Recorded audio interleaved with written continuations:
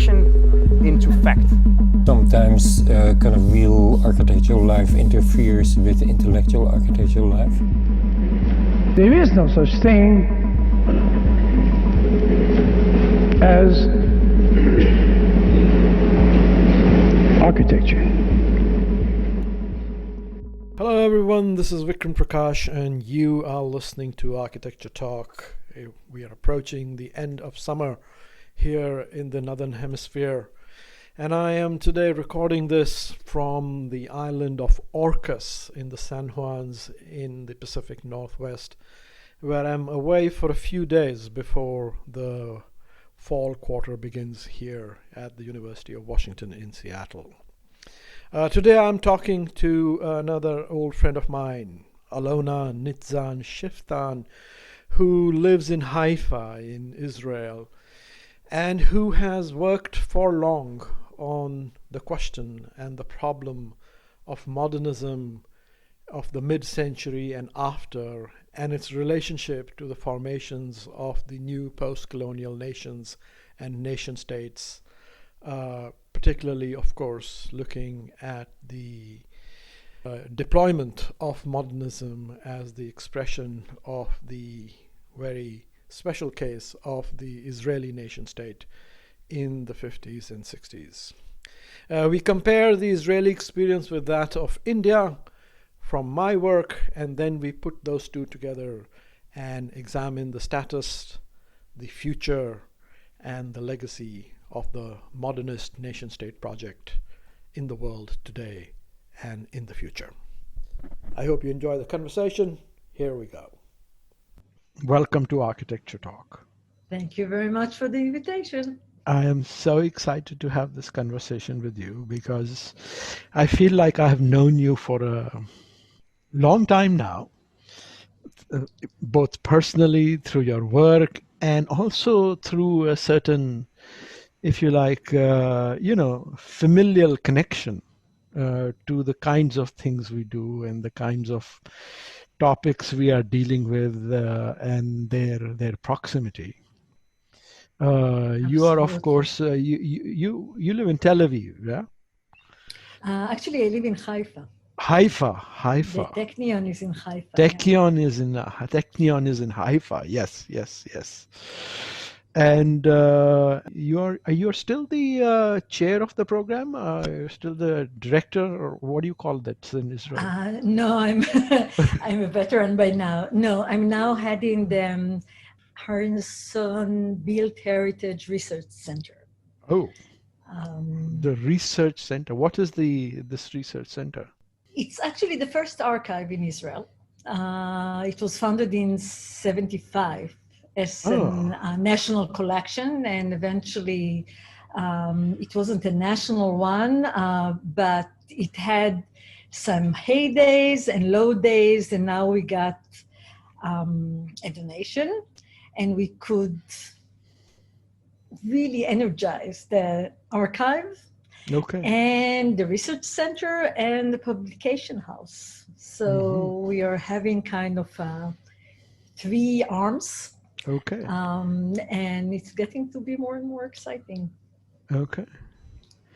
And this is the archive is about Israel, all of Israel, or Jerusalem, which is your topic. What is it about?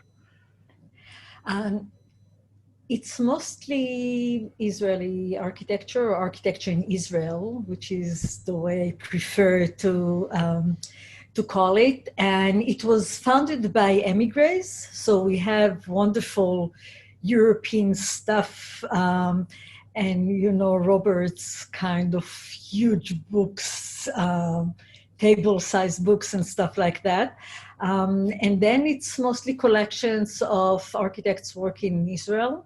And we have several things that we would like to develop that are not very developed at the moment. One of it is the architecture of Palestinian citizens of Israel, Arab architecture, mostly in the north and in the Galilee. You're building a multi-tiered research intellectual powerhouse center in Israel, in Haifa. Yes, we are trying to go around what has been done as a canonic kind of architectural history and trying to find out the lacunas. So we are really interested very much in Arab architecture. We are in the religious one, in preservation, in lots of itineraries that are not completely compatible with each other. You know, there's always contradictory narratives. There's always this question about whether it should be just Israeli or Jewish architects around the world, especially those that suffered from being Jewish, are they part of the game or not? So this is always an open question. Right. But right now we are mostly within the sovereign state. So that's great. But a significant body of your work is on Jerusalem and on modernism in Israel, and the role of modernism and the modern architects, both European and local, on building out the nation state, and building out in this case, Jewish nation state, and all the complexities and fraught anxieties that entails. And in that way, we are first cousins, because my work is in many significant ways about Chandigarh and the modern architecture and the European modernists and the relationship with the Indian modernists, and the building of the nation and the building of the nation state, and all the fraught anxieties that go with that. So there are, in that sense, parallel projects, and in some ways, mid-level connected projects, as you are arguing in a forthcoming essay, which is going to be published in a fantastic anthology I have heard.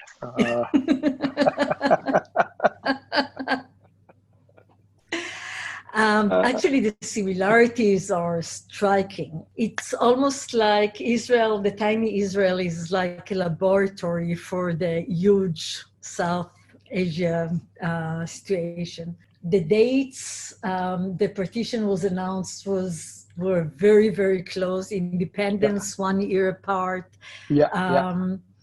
They imposed religion as the factor of nationalism, and national identity is extremely strong. I mean, yes, the parallels are amazing, and they are extremely useful for this upcoming essay and thinking about global similarities. Yes. So before we get into the sort of global politics, so my father worked on Chandigarh. And what that makes me think is, what is your do you have a personal connection to the making of the nation state via architecture and all that? Do you have any sort of link there? I was not as privileged as you were vis-a-vis architecture. I got into architectural school almost by accident, and it was a very fortunate accident. But so I didn't have a connection of that sort via architecture. But growing up in Israel, like 70s, it was a very, very tight machine of putting you into a national identity mode. Of making things that are completely constructed into things that are taken for granted, that become second nature, that you don't question.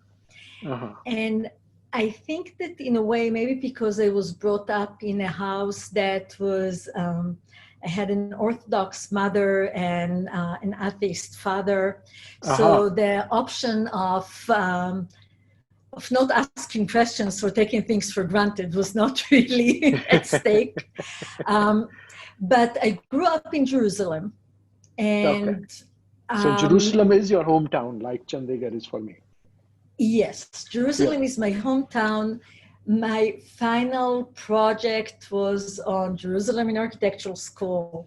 Yeah. My thesis was master thesis from Berlin to Jerusalem, and my PhD on Jerusalem. Uh-huh. And the thing with Jerusalem was, I think that I can't escape it. It's so strong. I don't know if I love it or hate it. I'm certainly ambivalent about it. I can't figure out what's going on there. So I have to ask questions. Right. It's the entire thing is just kind of almost like an intellectual therapy. You have to figure out how to deal with this thing. Yeah, you have to work through it, and meanwhile we keep acting it out, again and again. Some kind of malady. Yes, absolutely. It's a love-hate relationship, no? I've been trying to escape the Chandigarh modernist orbit for like 20 years, 30 years, and it just keeps, every time I almost get away, they pull me right back, as Al Pacino said. Absolutely. I could not identify more. Every time I say, no more Jerusalem. And now I start a big Haifa project with, port cities and different networks. And then suddenly, they dig the city of David and they make a complete underground Jerusalem. And it's becoming kind of a thing with urban dimensions. That the right wing is doing, and then I get into activism, and then I get into scholarship out of the activism. So Jerusalem is like its magnet. You cannot really get completely away from it. Yeah. But I'm trying. You're trying. Good luck. Good luck. I don't think, from my experience, that the escape velocity is quite so easy. But unlike Chandigarh, Jerusalem is a little old. Chandigarh is only like 40, 50 years, 70 years old. But Jerusalem has an older history. But you work mostly on modernism in the city, sort of the remaking of the city, particularly after 1965. And particularly after the war and the sort of the west, the two east and west parts of the city being quote unquote unified. Yeah, it was unilaterally unified. It's a very quote unquote, the modern parts that are completely new, like in Chandigarh, but also the older part that are subjected to a huge effort to modernize the past. Are similarly modern projects. And this is really important in Jerusalem because it's unbelievable. You can really see, especially from the point of view of architecture, how different schools of architecture competed on what Jerusalem should be, and how some of them, for example, the place where you could not really build, the green belt, the kind of the colonial green belt that was in Jerusalem was not that much for sanitary reasons or for separating the natives from the colonial, but was more in terms of isolating the old city as an international property that cannot be messed with by the natives, that you can view it from everywhere. But in the greenbelt, you cannot build. So landscape architecture becomes extremely important. And actually, because the city was modernized and was going, outside the city walls, and then you have to remake it into the ancient kind of sublime Jerusalem that is there rising from the valleys. So you have to empty the valleys around. So the idea of making it old is a very conscious modern project that you actually erase part of the modern development and you replant there the olive trees and you re-expose the rocks. And Larry Halperin advises Teddy Kollek, the legendary mayor.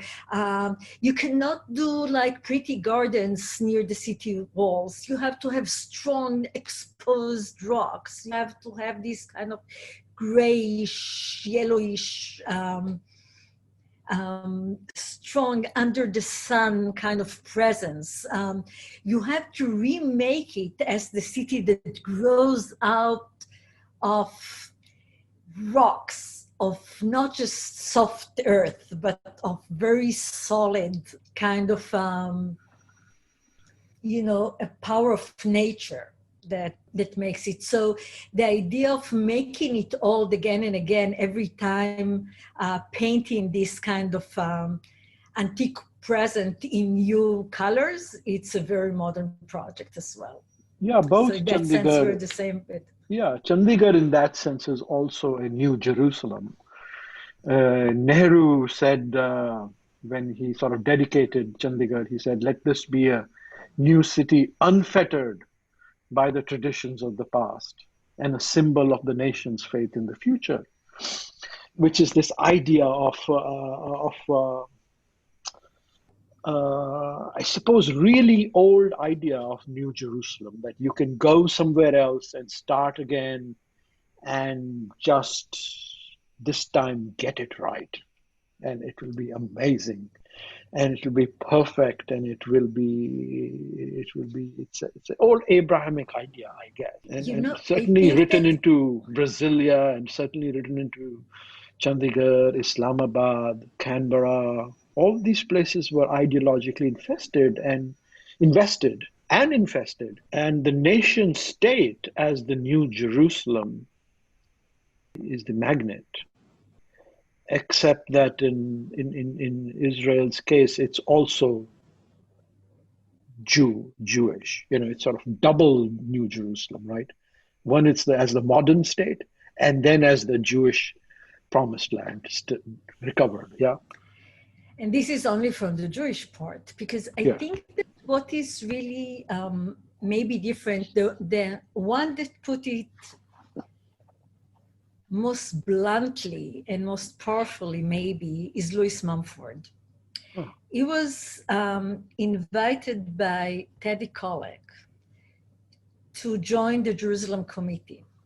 And the Jerusalem Committee was composed of numerous luminaries, Nobel Prizes and so on, no politicians whatsoever. The idea was the power of culture, and this exists in several places on earth, this kind of committees of names that legitimate things culturally. Yeah. I wonder, you probably have plenty of examples in India. And what only part of this committee was the town planning subcommittee.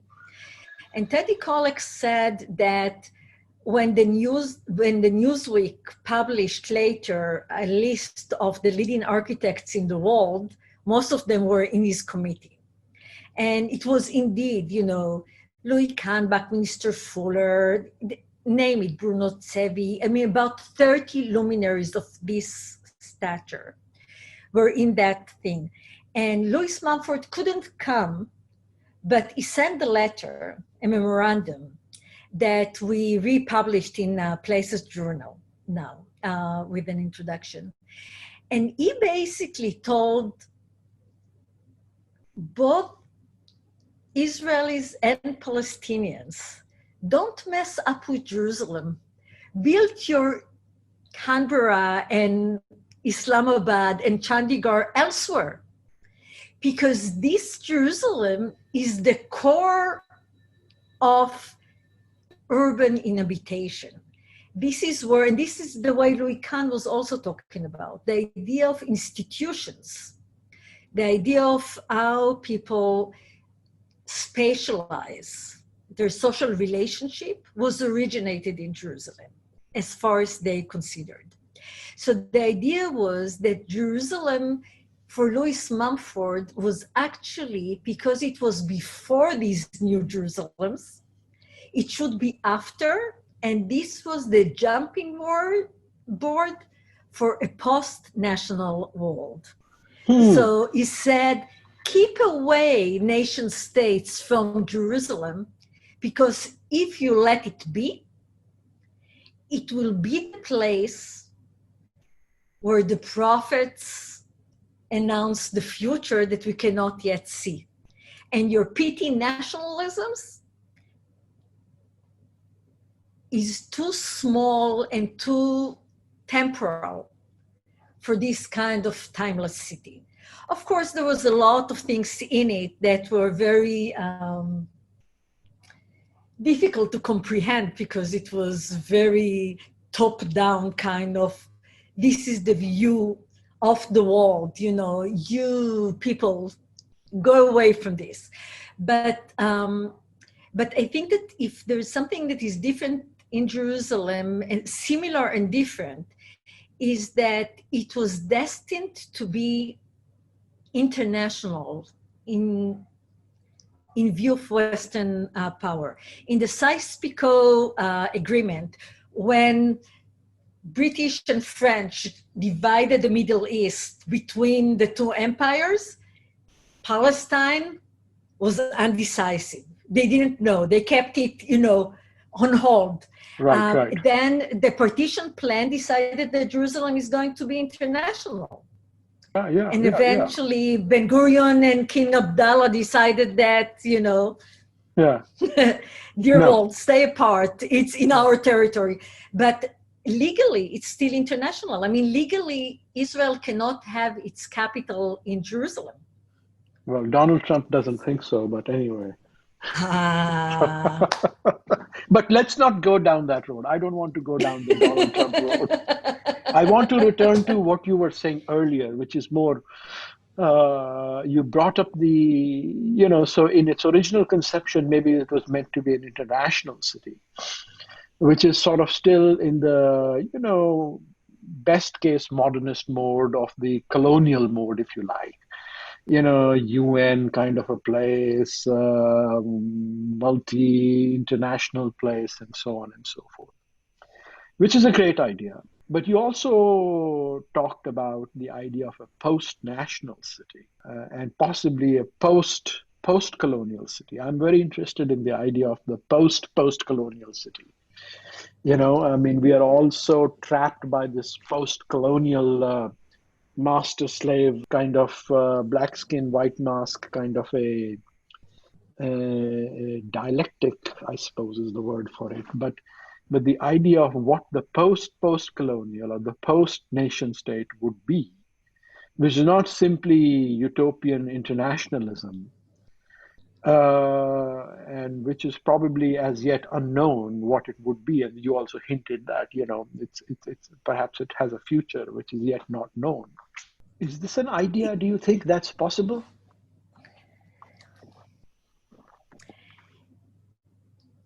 I doubt it that it's possible in Jerusalem. In a way, the only two places that, let's say, on the UNESCO World Heritage Sites that are listed outside of nation states are the Vatican and Jerusalem. And them, and they're both religious centers. Yes. But the Vatican is much more peaceful than Jerusalem. And the reason that Jerusalem is outside of nation state list is because it was nominated by Jordan that didn't have sovereignty over the city when it nominated it. Yeah. So it was actually a resistance against Israeli rule. And it's a city in danger. Yeah. As far as UNESCO is. So I think that the idea as a utopian idea is a fantastic idea. And Mumford did try to at least touch a beginning of a thing. And I think that was also the illusion of Louis Kahn, for example, when he built the Chuba, for example, it was a synagogue. It was designed to be higher than the Holy Sepulchre and the Dome of the Rock. So it could be a cause for world war, but in his mind, and even in the mind of a Palestinian Jordanian that wrote his dissertation on Louis Kahn, it was a universal place of prayer. Yeah. So the tension between the aspirations and the reality is almost immeasurable. You know, it's a word that we can like to use, but it's a huge distance, because the idea of trying to keep it international turn it into one of them, you know, instead of post-colonial city, it became the epitome of settler colonial, which is even earlier. You know, it's like it's a real place of a zero-sum game, a very strong violation of human rights. It's almost the opposite. I mean, the higher the aspiration for the post-colonial city, the opposite that is happening on ground. And the aspiration, the British actually incites this aspiration. Daniel Monk is writing very insightfully about it, because to claim your right vis-a-vis the British mandate, you had to phrase your claim within a religious framework. So, for example, when you fight about how to pray near the Western Wall, you have to say, I'm Jewish, I have the right as a Jewish community to pray here and here. I'm, as a Muslim, have the right to hold onto this and this site. And this was very different from the Ottoman Empire. So the idea of encouraging nationalism just by means of recognizing national claims as legitimate ones, which is, you know, exactly like happened in India. Suddenly, you know, the rise of nationalism that is very religious bound, but it's not religious, it's secular in Pakistan. Yeah.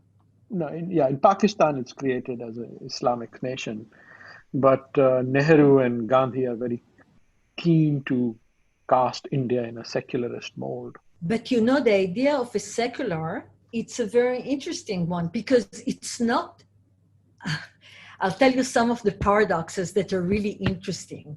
Not lately, you know, we talked earlier about the Muhajirs and how it changes between the 50s, 60s, and later on. In the 50s and 60s, religious Jews had hard time to accept the national agenda that was very secular and was rooted in the in labor movements and, you know, in East European kind of nationalism. So they were much more tolerant in a way to the conflict. I'll give you an example. When in Judaism, you cannot, unlike Christianity, you cannot have sacred objects. It's a very abstract kind of religion. And sanctity is not embodied in matter. And when there was the debate about the Western Wall, which is considered to be the most holy place for Jews worldwide, theologists explained the difference between Christianity and Judaism, and they explained why the stones of the Western Wall are not sacred in and for themselves. And they said, when we bless the bread and the wine, Christians are blessing the blood and flesh of Christ in a sacrament. Jews are blessing on the wine and on the bread, not the wine and the bread, because it's always the sanctity is hovering over the wall. It's not within it. It's more about the rituals, the way that you put your intentionality into it, your aspiration to it, your longingness and so on, but not in the thing itself. So and nationalism does need this kind of national monuments and places and the connection to earth and the sanctification of earth. So the religious feeling itself was not so easily compatible with nationalism at that point. What we know now is a different story about the right wing being very kind of really, Zionist. Right. Religious Zionism completely changed its mode. But at the beginning, nationalism was very secular. Most of the leading nationalist movement secularized Judaism. And it was a person, a thinker, the founder of cultural Zionism, not political Zionism, that said Judaism in the age of the Enlightenment is secular. It moves from being a religious faith into being a national identity. This is what happens with Enlightenment. So in that sense, it's not that much the idea of secularism versus Judaism. Ethnically, everybody is Jewish. Not everybody is Jewish, but if you're Jewish, you can get citizenship in an automatic way. But not religiously. And this is a big difference. And the rise of fundamentalism around the world changed it. But and Israel is part of the same problem. But not No, that's interesting. And the reading of Enlightenment Judaism as a nationalist project is one way, therefore, also to read the rewriting of the, in a sense, broad Hindu project into a modernist nationalist project by Nehru and Gandhi. And I think that's what Nehru was doing, because he also called his dams and Chandigarh as the temples of modern India. So, and I think he was using the word temples there advisedly, not just in a general way as temples. He meant, Hindu temples. So he was reimagining a kind of a new secularism, which is, I think, correct. Because as Talal Asad and other sort of contemporary thinkers have been pointing out, what is known as Western secularism is many ways simply secularized Christianity, right? So there is no such thing as secularism as such, which is differentiated from all the other religions. It's only in the West, sort of in its colonial construction, said, well, we are secular and everybody else has to be religious secular. But it's actually all of them are sort of secularized religions. Actually, one of the, many writers, I like very much Canclini, that talks about nationalism in Latin America, but, and I thought that his name is, until I met Spanish speaker, I thought it's Canclini, but it's Canclini. Okay. And the thing is, when you have like the biggest democracy on earth, the US, after the president is elected, where does he go? To the church, right?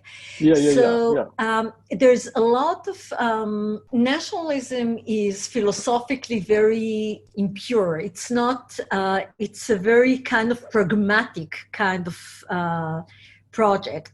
And the idea is that it must use existing frameworks in order to make sense for the constituencies of nationalism.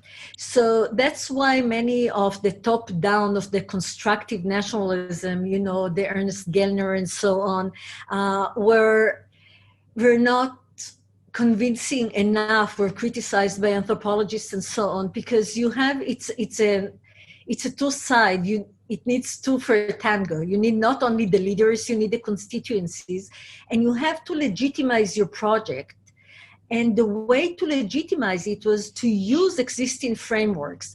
So and this exists everywhere, that you use the structures of the church, of the way that the community is socializing, the institution that draws it together and so on, divest it from its religious essence and reinvest it with the national one. So in Israel, it was almost blunt, because the Zionist movement, from the rise of fascism on, was led by labor movements. They had very little, Judaism exists there, of course, but it wasn't the leading force. And when Ben-Gurion is building his national project, the project that usually is translated, it's called Mamlachtiyut, and usually in Hebrew, it's usually translated into statism or etatism, which means that he dissolves all the pre-state organization and nationalize it all. But it also means, the literal translation is kingdomism. And this is exactly kingdomism. Like kingdom, but kingdomism. And this is exactly what you talked about with Nero and the temples, right? It's going back to the Judea kingdom. So you have, and only from independence on, when suddenly waves of immigrants, in the first 3 years of Israeli independence, the migrants that came to the Jewish emigres, refugees, whatever, the same size of Palestinians that were deported, were paired by Jews that came over. They tripled the Jewish population. Now, all these refugees, migrants, and so on, they didn't have any connection to labor Zionism. They needed to have a different meaning. And then Judaism became stronger, but a secular Judaism. It was like the Bible became the Old Testament, became the blueprint of the national narrative. Right, so everything this was the right to be there. Now the Bible had a meaning for every Jew, while socialism didn't. So the idea was to really to go to the essence, like to go back to the Bible as a secular text, not as a religious text, as a national text. And you know what is really interesting? That when you think about Louis Kahn, the way he talked about architecture was like Ben-Gurion talked about Judaism, because he talked about, Stanford Anderson was highlighting this. He said that Louis Kahn liked volume 0 of British history. And what was volume 0? It's before history started to be, before architecture started to be built, when it was still an idea. And Ben-Gurion did the same thing with Judaism. He said, only if you go to Zion, to Jerusalem, then the true spirit of Judaism as a project that gave the world law, justice, the Bible, all that kind of great assets, only then it can be reenacted. It was, again, take all the halacha, take all the rules, or for Louis Kahn, take all the conventions, take all the styles, the historical styles, go back to the essence, to the origin. And this is how you take, for Louis Kahn, religion was architecture, for Ben-Gurion, it was Zionism, but it was the idea that you go back to the temple, or to the kingdom, or to the origin of architecture, to the thing that was not contaminated by history and is a pure idea. So it's a secular idea. So the introductory riff I have for this podcast I have, Rem Koolhaas's voice saying something, and then Ben, Big. big, Bjarke Ingebrigt, he says, architecture is the art and science of making fiction into fact. And then I have Louis Kahn. And Louis Kahn says, there is no such thing as architecture. Now, in my introduction, he cuts off there, but that speech continues. And he says, there is the spirit of architecture, but there is no architecture in the building. So he very much, this idea that you're saying was And look, where did Louis Kahn did his greatest projects? India. Eventually, where he was involved and what revised him within national projects. Yes. He did Dhaka, in Ahmedabad, in Jerusalem. Yeah. It was Totally. extremely compatible with national projects. Yeah, and he had amazing projects planned for Tehran also. Yeah, and those are his amazing works. Everybody talks about La Jolla. La Jolla is nice and it's sort of spectacular, but I'm sorry to put this on record, but it's true. It doesn't have anywhere near the gravitas of the big post-colonial projects that he did and attempted. But this kind of thing of going back to the origin, of not being contaminated by history, of convincing oneself, national leaders, that convincing their constituencies that they are connecting directly to an energetic originary moment exists in so many places. It's Greece and it's Turkey and it's Iran. It's all these secular projects are all looking to convince their constituency with something that is that its truth is as strong as religion and can replace it with something that is timeless, that gives you a sense of continuity, that promises you, the timeless and the future. It's very strong. And architects that could answer it did the job. Yeah. So I guess, it was always too much to expect of the nation state and of modern architecture. It's too much. Was it a project always doomed to failure because you promised so much? Can you deliver? And maybe that was the problem. I think you're completely right. And in this light, it's amazing that it's still holding up.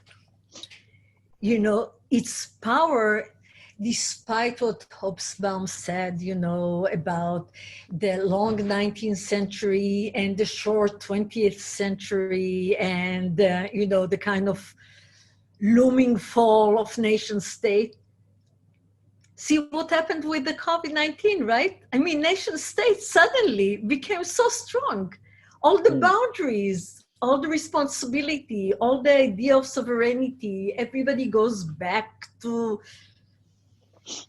their nation state. It's amazing the way it's still holding up. It's like it's so doomed to failure, and still you cannot. And globalization, that's great as a theory, it's great as a market, but in terms of the hold of people's lives, nobody's a global citizen, really.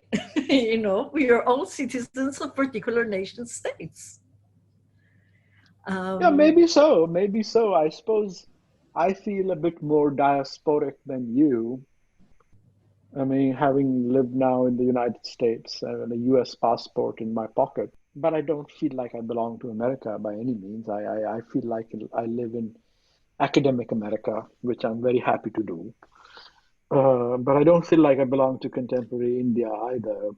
I mean, the nation state as a project is still very much around. But with COVID and with the impending climate change, and with all these sort of post-nationalist, I would call them post-nationalist, although they claim to be ultra-nationalist, all these post-nationalist projects like in Israel, in India, in Russia, in England, in Brazil, and certainly here in the United States. These new nationalisms, as they're called, I don't call them nationalisms because you just described to me what real nationalism is. This is not nationalism.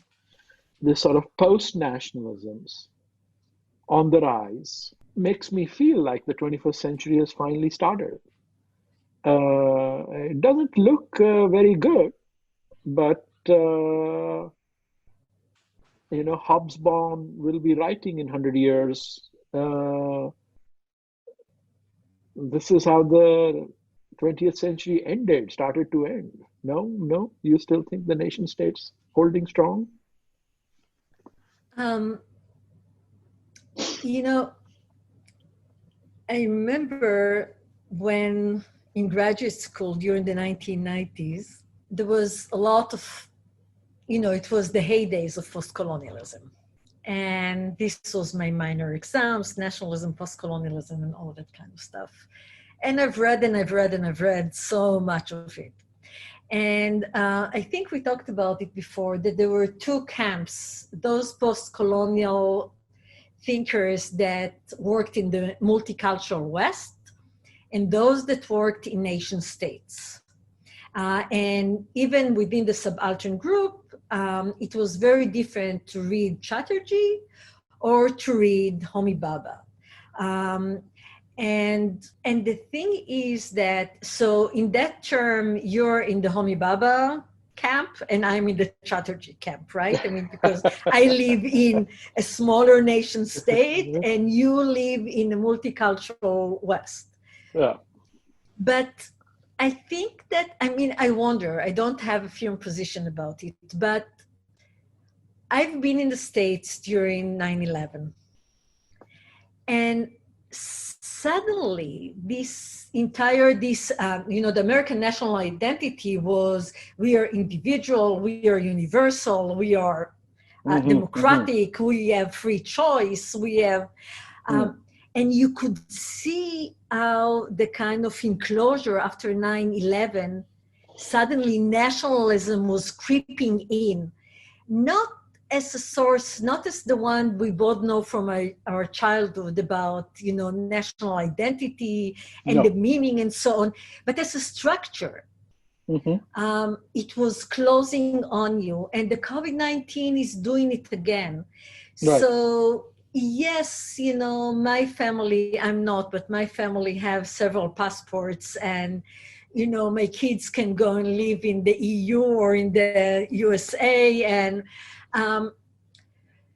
but individuals can sometimes transcend it, but the structures are still so strong.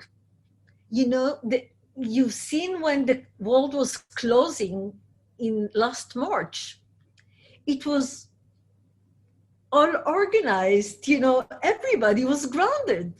Yes, global citizens took off their planes and are, so it's, and the declaration of green, orange, yellow, and whatever, all these kind of degrees are all defined by nation states, not by regions, not by passports, not by very simple geographies. So I agree with you. No, I agree with you, but as we move towards the end over here, I guess one of the modernist dreams, which still for me holds sway, in spite of all the criticism that has been leveled against it, and in spite of all the bad news that it has brought us, is the project of science. And for me, what comes forth is, the intense what came forth was, yes, everybody shut down the doors and went red, yellow, green, or phase 1, 2, 3, as we say here.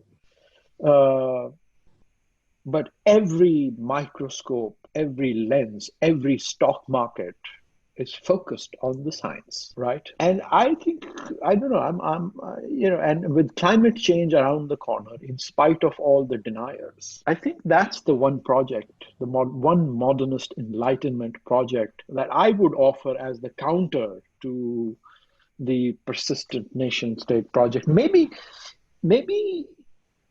there will be a way for science to remarry the nation state project, or maybe science will insist on defecting to its true love, which is universalism, the original project. Vikram, it's really interesting. I mean, it seems like when you grow up in a place like Israel or Chandigarh, Jerusalem or Chandigarh, you're doomed to examine things always against the nation state. I mean, even if you believe in science and so on, will it transcend the nation state? I mean, it's so strong that in you. But it will take a little detour from what we were talking about, and I don't have it completely, hardly beginning to be formed in my mind. But I would say that something from the point of view of our own discipline, that the science that can help us transcend these kind of things, nation states were very much built on boundaries, on narratives, on monuments, on places, on objects. And what the information age is forcing us to do is to focus on processes. We are collecting data all the time. So things are changing as we go, right? I mean, when we're doing an outline scheme, it will not be in the future about the boundaries and about, designing this or that composition of houses and public building and so on. It will be all the time, the knowledge will flow in. And every time you'll want to do something, you'll reconfigure the space. And I think that space that would be in much more flux and will be able to be documented and you in every fragment of a minute, okay? It means it's much more difficult to have the fixities that nationalism is built upon. So in that sense, I think I actually join you. I think that there's something about the information age, if we'll know to direct it and, to insert some values that are not just the market. There's something in the imminent flow, the idea that it's so difficult within this reality of flow of information to capture something and to put it in one fixed position, that this is something that can help us move, borders maybe will not be that fixed anymore, not fixed in place, in geographies, in so on. So I in a way, in a very different way, I think, yes, that science and technology, maybe, if they will know to be not self-indulgent, but if they will be able to read what exists and to work with it, this idea of getting legitimacy, right? I mean, of letting people understand what it is about, getting into their horizons of meaning, if they will be able to do it. Yes, I think that this is a potential of transcending Right. Yeah. nation states. Yeah, science really needs to do that work, and they haven't quite done it yet. Just now, science is equated to the atom bomb, and sort of it needs to do a much better job of that, and I think it's coming. But just to return to your, information flow, big science, big data, data mining, Facebook, Google, the ubiquity of Google in our lives. Does pose a challenge to the meaning, and now Zoom and Google does pose a threat to the fixity that is offered by architecture, right? And the sort of idea of location and permanence that is created in the form of civic monument, in the form of big public monument. Of course, our home becomes something different, but the big civic monument, and even now the office space has been put under question to a certain extent. And that is maybe one of the reasons why, like for instance, in India, they have launched this effort to make the Lachans Vista into a megapolis. They are like building 25 mega buildings to make this access, Narendra Modi, the ultra right-wing government has hired this ultra right-wingish architect to make to Albert Speer, New Delhi. Wow. And now that you have brought it up, I can see it. It is because they are fearing erasure, because they can see that information flow and globalization is wiping them out. So this is reactive. I suddenly get it. Thank you for that. I mean, that's just... The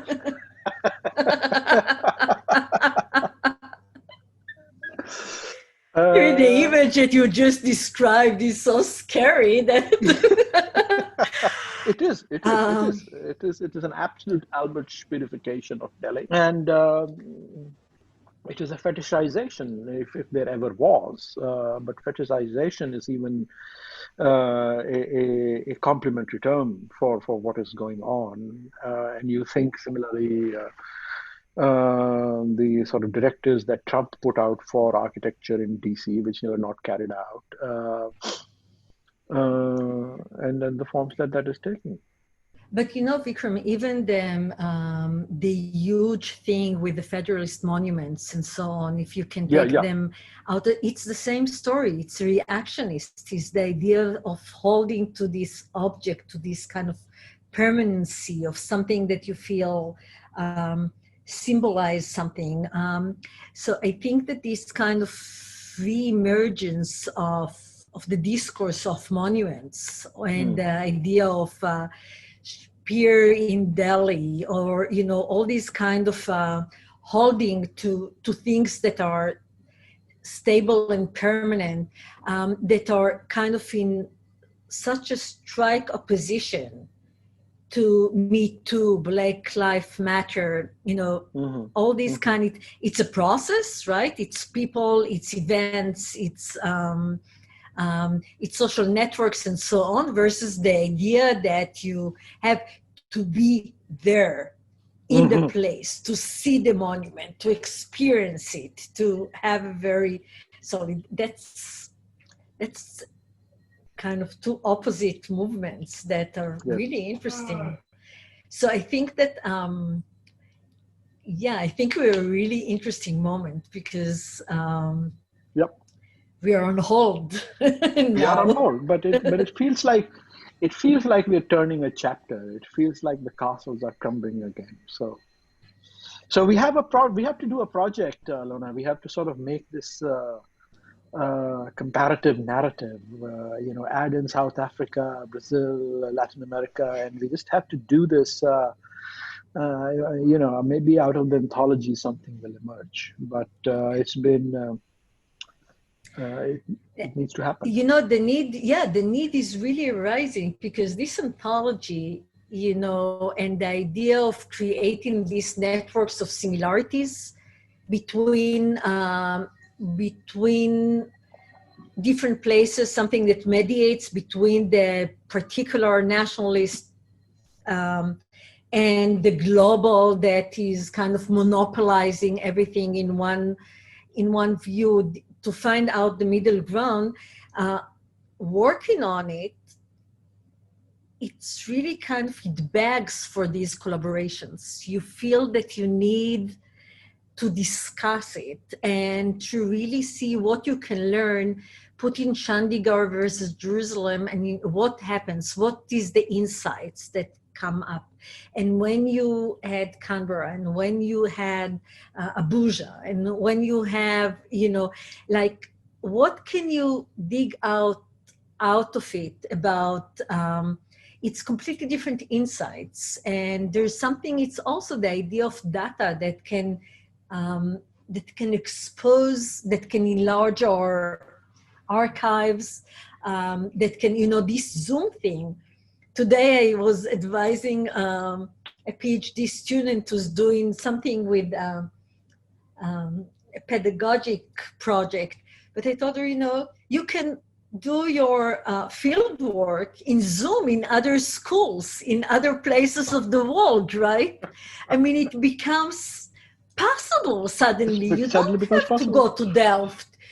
Yeah, you can just ask for the link, and that's it. And you're in the class. Yes. So I think that we have this kind of opportunity now for collaborations that that are really interesting. There is some potential here to make this an anthology into praxis. Let us do it. Let's grab the little group, and maybe there's a multi-institution, post-colonial, post-nation state project that we can do. We'll be the forefront. We are the forefront.